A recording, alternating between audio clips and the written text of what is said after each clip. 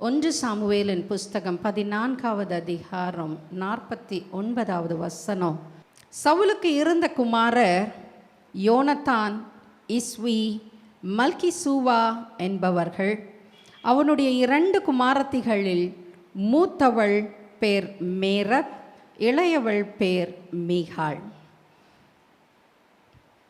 இங்கு ஒரு குடும்பத்தை குறித்து ஒரு தகப்பனுடைய பெயரும் அவளுக்கு இருந்த 5 பிள்ளைகளுடைய பெயரும் சொல்லப்பட்டிருக்கிறது. சவுல் என்பவர் ஒரு ராஜா. அந்த ராஜாவுக்கு எத்தனை பிள்ளைகளா? 5 பிள்ளைகள். 3 ஆண் பிள்ளைகள், 2 பெண் பிள்ளைகள்.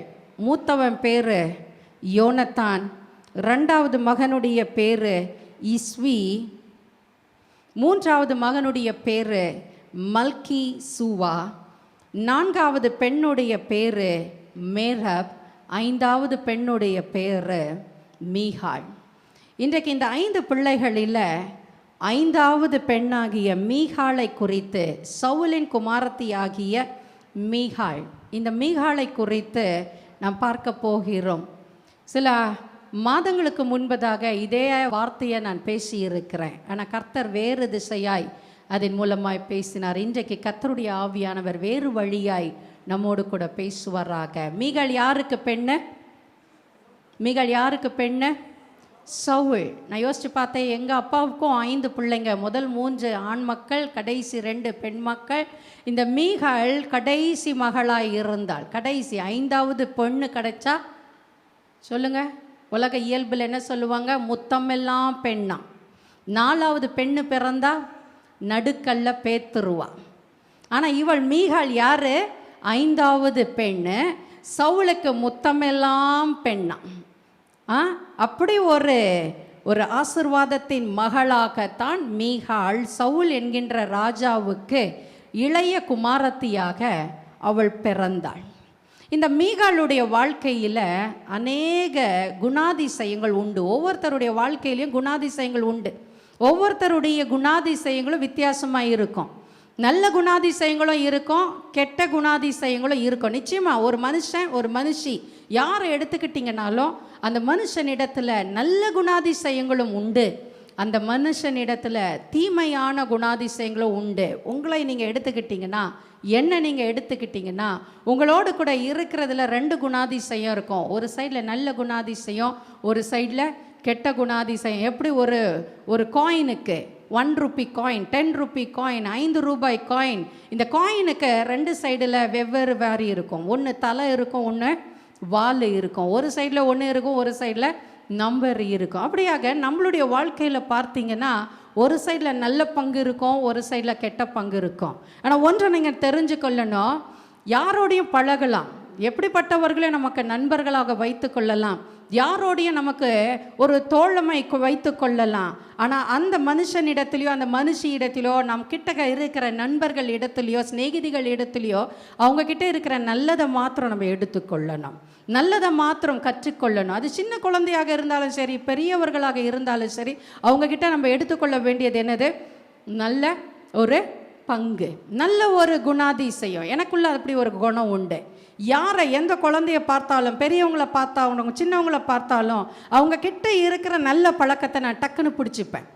அவங்க கிட்ட இருக்கிற நல்ல பழக்கத்தை எனக்கு எடுத்துக்கொள்ளுவேன். ஆனால் அவங்க கிட்ட இருக்கிற தீய பழக்கத்தை அப்படியே அடியோடு மறந்துடுவேன். அது கிட்டேயே நெருங்க மாட்டேன், அவங்க கிட்டேயே போக மாட்டேன்.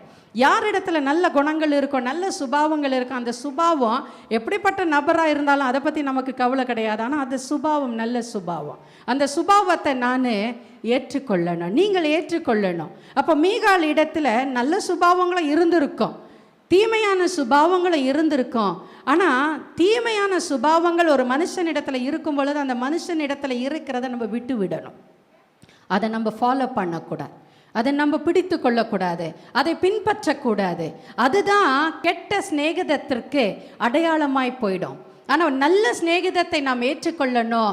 தீமையான பழக்கங்களை நாம் அவர்களிடத்திலிருந்து விட்டு விட வேண்டும், தூரப்படுத்தி கொள்ள வேண்டும். மீகாள் இடத்துல கெட்ட சுபாவங்கள் பல காரியங்கள் காணப்பட்டிருந்தது.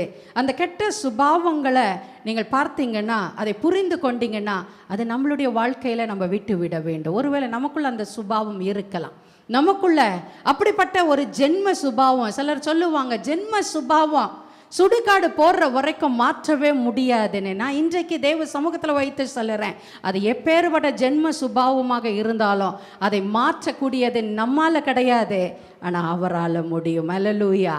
ஒருவர் என்னோடு கூட வந்து சொன்னாங்க, ஒருவரை குறை சொல்லி கவலையோடு சொன்னாங்க, ஐயோ அந்த அம்மாவிடத்தில் என்னால் கொண்டே போக முடியலை, கஷ்டமாக இருக்குது என்று சொல்லி அவ்வளோ பெரிய ஒரு கம்ப்ளைண்ட் எடுத்துகிட்டு வந்து சொன்னாங்க.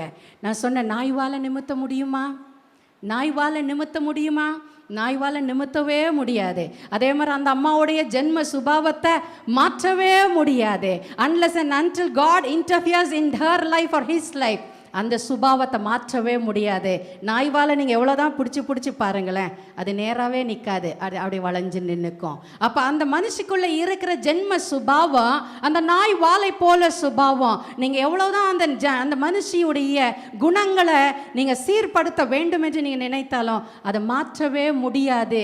ஏன்னா நம்ம மாம்சத்தில் அதை முயற்சி செய்கிறோம், ஆனால் கர்த்தரால் மாற்ற முடியும், அவரால் மாற்ற முடியும். அந்த சுபாவங்களையும் அவரால் மாற்ற வல்லவராய் இருக்கிறார். இன்றைக்கு நம்ம பார்க்க போகிறோம், மீகாள் இடத்துல காணப்பட்டதான கெட்ட சுபாவங்கள், அதை நாம் தீர ஆராய்ந்து வேதத்தின் அடிப்படையில் பார்த்து அது நம்ம வாழ்க்கையில் இருந்துச்சுன்னா அதை அப்படியே விட்டு விட நம்ம முயற்சி செய்யணும். we have to try. முயற்சி செய்கிறது தப்பு கிடையாது, முடியாது வாஸ்தவந்தான், முடியாது இயலாது வாஸ்தவந்தான். But unless and until we try, நம்ம முயற்சி செய்ய முற்படவில்லை என்றால் அது முடியாமலே போயிடும். ஆனால் முயற்சி செய்ய ஆரம்பிச்சிட்டோன்னா மீதியை அவர் என்ன செய்வார்? மீதியை முடிச்சு காண்பிப்பார். இவளிடத்தில் இருந்த 3 காரியங்கள் பாருங்க, 3 கெட்ட சுபாவங்கள் பாருங்க. 2 சாமுவேலின் புஸ்தகம் 6வது அதிகாரம் 16வது வசனம் சொல்லுகிறது. 2 சாமுவேல் 6:16, கர்த்தருடைய பெட்டி தாவீதின் நகரத்துக்குள் பிரவேசிக்கிற போது சவுலின் குமாரத்தியாகிய மீகாள் பலகனி வழியாய் பார்த்து தாவீது ராஜா கர்த்தருக்கு முன்பாக குதித்து நடனம் பண்ணுகிறதை கண்டு தன் இருதயத்திலே அவனை அவமதித்தாள். தன் இருதயத்திலே தாவீதை அவமதித்தாளாம். கர்த்தருடைய பெட்டியை சுமந்து கொண்டு தாவீது ராஜா டான்ஸ் ஆடிக்கிட்டே அந்த சிட்டிக்குள்ள உள்ள நுழையிறாரு, பட்டணத்திற்குள்ள உள்ள நுழையிறாரு. தாவீது யாரு? ஒரு ராஜா. மீகாளுக்கு தாவீது யாரு? புருஷன். தாவீது மீகாளுக்கு புருஷன். தாவீது ஒரு தேசத்தின் ராஜா, ஒரு வல்லமை உள்ள ராஜா, ஒரு மகிமையான ராஜா. அந்த ராஜாவாக இருந்தார். அவர் எப்படி உள்ள வந்தாரா அந்த தேசத்திற்குள்ள? கர்த்தருடைய பெட்டி அவ்வளோ சப்மிசிவா, கர்த்தருக்கு தன்னை அப்படியே அர்ப்பணித்தவராக, உலகத்தை பற்றி கவலைப்படலை, ஜனங்களை பற்றி கவலைப்படலை, தன் அந்தஸ்தை பற்றி கவலைப்படலை, தான் அந்த தேசத்துக்கே ராஜா என்பதை குறித்து அவர் சற்று கூட யோசிக்காம அவ்வளோ ஃபுல் ஸ்விங்கில் டான்ஸ் ஆடிக்கிட்டு வந்திருக்கிறார். பயங்கர டான்ஸ். எப்படி டான்ஸு? ட்ரெஸ்ஸே இல்லாமல் ஷர்ட்டெல்லாம் அவுத்துட்டார், அவர் அங்கேயெல்லாம் அவுத்துட்டார், அவர் டான்ஸ் ஆடிக்கிட்டே வரார். இப்போ இதை தூரத்தில் மாளிகையிலிருந்து, ராஜ மாளிகையில் பால்கனியில் நின்று இப்போ அங்கேருந்து யார் பார்க்குறா?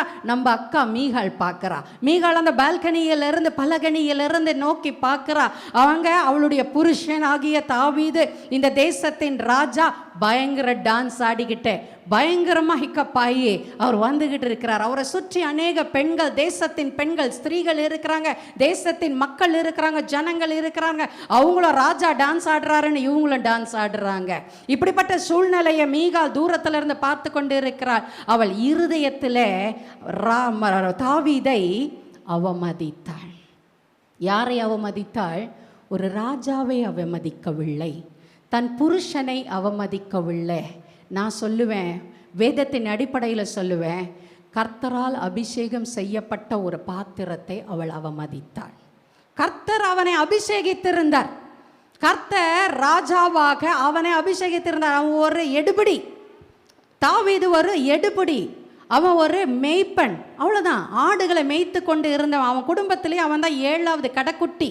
கடைசி பையன் எடுபடி டிஃபன் கேரியரை தூக்கிட்டு அவங்க அண்ணமாருக்கு போய் சாப்பாடு கொடுத்த தாவீத ஒரு மேய்ப்பனா இருந்த ஒரு சின்ன பையனை ராஜாவாக உயர்த்தி இருக்கிறார். அப்போ அந்த ராஜாவுக்கு ஒரு சந்தோஷம், நான் என்னை ராஜாவாக மாற்றின ராஜாதி ராஜாவை நான் உயர்த்தி பாடுவேன், துதிப்பேன், அவருக்கே நான் எல்லா மகிமையை செலுத்துவேன் அவர் சொல்லிட்டு வர்றாரு.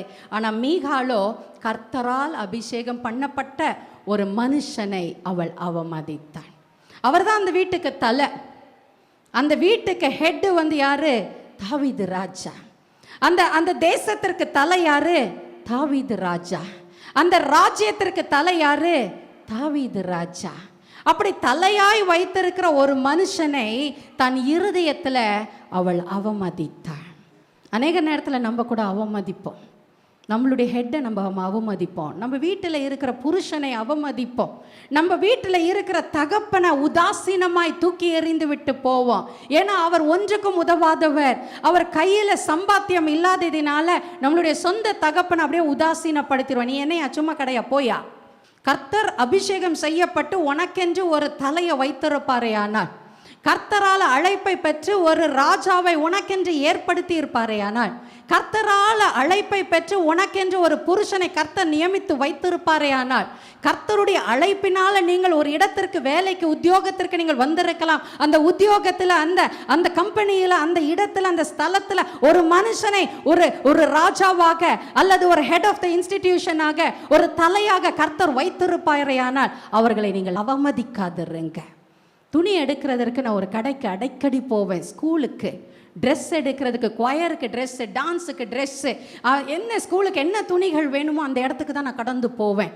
அங்கே பார்த்தீங்கன்னா அங்கே இருக்கிற ஒரு 50 சேல்ஸ் ரெப்ரசன்டேட்டிவ்ஸ் இருப்பாங்க. 50 பேருக்கும் என்ன தெரியும், எனக்கும் 50 பேரை தெரியும். ஏன்னா நான் எங்கள் அம்மா காலத்தில் இருந்து, இப்படி நான் சின்ன பிள்ளையாலேருந்து எங்கள் அம்மா கூட எங்கள் அம்மா ட்ரெஸ் எடுக்கிறதுக்கு போவாங்க. அவங்க ஸ்கூலுக்கு டான்ஸுக்கு ட்ரெஸ் எடுக்க போவாங்க, ட்ராமாக்கு ட்ரெஸ் எடுக்க போவாங்க, கொயருக்கு ட்ரெஸ் எடுக்க போவாங்க. அப்போ நான் இவ்வளோ குட்டி பிள்ளையாக இருக்கும்போது எங்கள் அப்பா அம்மா கூட போயிருக்கேன். அப்போ அவங்கெல்லாம் சின்ன சின்ன வேலையாட்களாக அங்கே சேர்ந்தாங்க. இன்றைக்கும் அந்த 50 பேரில் குறைஞ்சது 30 பேராவது அங்கே இருப்பாங்க. அங்கே போகும்பொழுது இன்றைக்கி நான் பெரிய பிள்ளையாக இருக்கேன், எனக்கு பேரன் பேத்தி பிறக்கிற வயசுக்கு பிள்ளைங்க வந்தாச்சு. ஹல்லேலூயா. இப்போ இந்த வயசில் போகிறேன். அந்த கடையில் பார்த்தீங்கன்னா அந்த அத்தனை 30-50 பேருக்கும் என்னை நல்லா தெரியும். என்கிட்ட நல்லா பழகுவாங்க, நல்லா பேசுவாங்க. எனக்கு போனால் காஃபி என்ன, கூல்ட்ரிங்க்ஸ் என்ன, பக்கத்தில் புகாரி ஹோட்டல்லேருந்து எனக்கு சாப்பாடு வேணுமா மேடம் எல்லாம் கேட்பாங்க. அவர்களோடு நான் நல்லா பழகுவேன். என்கிட்ட என்ன பேசுவாங்க தெரியுமா? கிழவன் ஒருத்தன் கிடக்கிறான், செத்து தொலைய மாட்டேக்கான். யாரை சொல்லுவாங்க தெரியுமா? அவங்க ஓனரை சொல்லிக்கிட்டு இருப்பாங்க. கிழவன் ஒருத்தன் கிடக்கிறான், இவன் என்னைக்கு மண்டையை போடுவான்னு தெரியல, 80 தாண்டிட்டு போட மாட்டேக்கான் மேடம் அப்படின்னு சொல்லுவாங்க. சில துணியை எடுத்து அப்படி ஒழிச்சு வச்சுப்பாங்க. வச்சுட்டு சொல்லுவாங்க, கிழவன் பார்க்குறான். அவரும் செம்ம சூட்டிப்பு, 82 வயசு ஆனாலும் ஒரு நிமிஷம் படுக்க மாட்டார். அவருக்கு ரெஸ்ட் ரூம் இருக்குது, அவருக்குன்னு ஒரு ரெஸ்ட் எடுக்கிறதுக்கு ஒரு ஆஃபீஸ், ஒரு ரூமு, பெட்டு எல்லாம் வச்சுருக்கிறார். ஆனாலும் அந்த மனுஷன் அந்த வயசில் அவர் போராட்டத்தின் மத்தியில் சுற்றி வருவார். இந்த 30 பேரை நீங்கள் பார்த்தீங்கன்னா எப்போ பார்த்தாலும் தன் எஜமான திட்டிக்கிட்டே இருப்பாங்க, கரிச்சு கொட்டிகிட்டே இருப்பாங்க. அப்போ நான் கேட்பேன், பிரதர், உங்களுக்கு சம்பளம் கொடுக்குற ஒரு எஜமான உங்களால் கனப்படுத்த முடியலைன்னா அவர் கையிலேருந்து நீங்கள் வாங்குகிற சம்பளம் உங்களுக்கு உள்ளே இறங்காது. நான் ஓப்பனாக ஸ்ட்ரைட்டாக பேசிட்டு வந்துடுவேன். அவரால் தான் உங்கள் குடும்பம் வாழ்ந்துட்டு இருக்கு. அவர் உங்களுக்கு தலை, அவர் தான் உங்களுக்கு சம்பளத்தை கொடுக்குறாரு. அப்போ அவருக்கு கொடுக்க வேண்டிய மரியாதை நீங்கள் கொடுக்க வேண்டாமா? அவன் கிடக்கிறான், அப்படி தான் பேசுவாங்க. இப்போ நான் யோசித்து பார்ப்பேன், இப்படி தானே எல்லா ஆர்கனைசேஷன்லேயும் நடந்துகிட்ருக்கோம். நான் ஒன்று சொல்லுறேன், அந்த எஜமானுக்கு 84 வயசு. அவர்கிட்ட இருக்கிறவங்க எல்லாரும் அவரை ஏமாற்ற தான் பார்த்தாங்க. கள்ளத்தனம், துணியை எங்கே வெட்டலாம், எங்கே குறைக்கலாம், எங்கே துட்டை பிடிக்கலாம், எங்கே ஏமாற்றி பணத்தை அவங்களுக்கு லஞ்சமாக எடுத்துக்கொள்ளலாம் என்று முயற்சி செஞ்சாங்க. இன்றைக்கி நான் கிட்டத்தட்ட ஒரு 4-5 வருஷம் கழித்து, ரொம்ப நாள் கழித்து நான் திரும்பி அவங்க கடைக்கு போகிறேன். அவங்க எல்லாரும் மனஸ்தாபப்பட்டு அவங்க சொல்லுறாங்க, எங்கேயோ நாங்கள் தப்பு செஞ்சிட்டோம், ஒரு பிரதர் சொல்கிறாரு, நான் எங்கேயோ தப்பு செஞ்சிட்டேன், என் வாழ்க்கையில் மாறி மாறி அடிக்கு மேலே அடி, அடி மேலே அடி விழுந்துக்கிட்டே இருக்கு. எனக்கு தெரியும் நீ எங்கே தப்பு செஞ்சன்னுட்டேன். நீ செஞ்ச தப்புனால, நீ செய்ததினால, நீ வெட்டின குழியில் நீ தான் விழுவைய ஒழிய எஜமானன் விழ மாட்டார். இந்த மீகாள் அவள் தன்னுடைய புருஷனை அவமதித்தாள். கர்த்தரால் அபிஷேகம் செய்யப்பட்ட ஒரு பாத்திரத்தை அவள் அவமதித்தாள். அவள் அவமதித்ததினால ராஜாவாகிய தாவீது ஒரு நாள் குறைஞ்சு போகவே இல்லை. சரித்திரத்தை நீங்க பார்த்துங்க, பைபிளை நீங்க அலசி பாருங்க, தாவீது ராஜா எங்கேயுமே குறைஞ்சு போகவே இல்லை. ஏன்னா அவன் கர்த்தரால் அபிஷேகம் செய்யப்பட்ட பாத்திரம், தெரிந்தெடுக்கப்பட்ட பாத்திரம், அழைப்பை பெற்ற பாத்திரம், அவன் முன்குறிக்கப்பட்ட பாத்திரம், அடைக்கப்பட்ட பாத்திரம், அவன் அபிஷேகத்தினால் நிரப்பப்பட்ட ஒரு பாத்திரமா இருந்தபடியால் அவன் ஒருபோதும் குறைந்து போகவில்லை. ஆனால் யாரு குறைஞ்சு போனா? மீகாள். சாகிற வரைக்கும் அவளுக்கு பிள்ளை பேரு இல்லாமல் போனது. அல்லேலூயா. கொஞ்சம் யோசிச்சு பார்க்கணும். கர்த்தர் ஒரு மனுஷனை அபிஷேகம் செய்து தலைவனாக, குடும்பத்தின் தலைவனாகவோ, ஊழியத்தின் தலைவனாகவோ, இல்லது வேலை ஸ்தலத்தில் தலைவனாகவோ, அல்லது உத்தியோகத்தில் தலைவனாகவோ, இல்லைன்னா நீங்கள் ஒரு வேலை அரசாங்க உத்தியோகத்தில் இருக்கலாம், உங்களுக்கு தலை அந்த ஸ்டேட் கவர்மெண்ட்டில் இருக்கிற ஹெட்டு, சென்ட்ரல் கவர்மெண்ட்டில் இருக்கிற ஹெட்டு, அவர்கள் உங்களுக்கு ராஜா, அவர்கள் உங்களுக்கு தலை. யாராக இருந்தாலும் அவர்களை நீங்கள் ஒருபோதும் அவமதிக்காதீங்க, அவதூறு பேசாதிருங்க. அவமதித்து அவர்களை உள்ளத்தால் கூட, வாசகம் சொல்லுகிறது தன் இருதயத்தில் அவனை அவமதித்தாள், அவ்வளோதான். அவள் வாயால் கூட பேசலை. அதுக்கே கர்த்தர் மீகாளுக்கு எப்பேற்பட்ட தண்டனை, அவள் வாழ்நாள் எல்லாம் குழந்தை பாக்கியம் இல்லாமலே அவள் போனாள். அப்படிப்பட்ட ஒரு சாபம் அவள் மேலே விழுந்தது என்று பார்க்கிறோம். பெரியமானவர்களே, ஒருபோதும் கர்த்தரால் அபிஷேகம் செய்யப்பட்ட எந்த ஒரு பாத்திரத்தையும் நீங்கள் அவமதிக்காதிருங்க. ரெண்டாவது மீகாள் செய்த ஒரு காரியம் என்ன, நான் முடிக்க போகிறேன். ரெண்டாவது மீகாள் செய்த காரியம் 1 சாமுவேலின் புஸ்தகம் 19வது அதிகாரத்தில் 11வது வசனத்திலிருந்து 17வது வசனத்தில் ஒரு சம்பவம் சொல்லப்பட்டிருக்கிறது. இந்த மீகாள் என்ன செய்கிறா, அவங்க அப்பாவாகிய சவுலுக்கு மருமகனை கொன்னுடணும்னு ஆசை. ஏன் மருமகனை கொன்னுடணுமா? மருமகன் இப்போ ஃபேமஸ் ஆகிட்டே போகிறாரு. ராஜா மாமனார் ரொம்ப ஃபேமஸாக இருந்தார். அவர் உயர்ந்தவர், அவர் உயரமானவர், அவர் நல்ல அழகு சௌந்தரியம் உள்ளவர், அவர் நல்ல வில்வித்தை வீரர், அவர் யுத்த வீரர் இருந்த இந்த சவுல் இப்பொழுது ஃபேமஸ் ஆகுறதுலேருந்து குறைய ஆரம்பிச்சிட்டார். ஏன் குறைய ஆரம்பிச்சார்னா, மருமகன் ஆகிய தாவீது ஃபேமஸ் ஆக ஆரம்பிச்சிட்டார்.